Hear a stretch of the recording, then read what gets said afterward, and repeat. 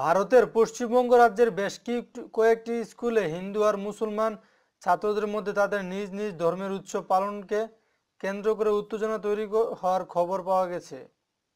হিন্দু ছাত্ররা সরস্বতী পুজো আর মুসলিম ছাত্ররা নবী দিবস পালন করতে চেয়েছে, আর তাকে কেন্দ্র করে দুই পক্ষের মধ্যে উত্তেজনা তৈরি হয়েছে। এর জোর হওয়ার একটি স্কুলও এক সপ্তাহেরও বেশি সময় ধরে বন্ধ, আর তার প্রধান শিক্ষক পদত্যাগ করেছেন। অন্য আরেকটি স্কুলের প্রধান শিক্ষক বলেছেন তিনি খুব চাপের মধ্যে রয়েছেন।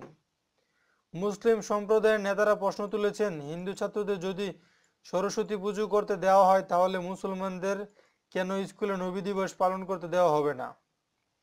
হাওড়া জেলার 23টা হাই স্কুলে সবথেকে বেশি উত্তেজনা তৈরি হয়েছে, যার জেরে এক সপ্তাহেরও বেশি সময় ধরে স্কুলটি বন্ধ রাখতে নির্দেশ দিয়েছে প্রশাসন।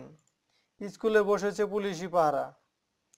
স্কুল পরিচালন কমিটির সভাপতি নিহার রঞ্জন ভূঁইয়া নিজের বক্তব্য রেকর্ড করতে দিতে চাননি, তবে সরস্বতী পুজোর আর নবী দিবস পালন নিয়ে সংঘাতের জেরেই যে গোল্ড বাঁধে সেটা স্বীকার করছেন তিনি।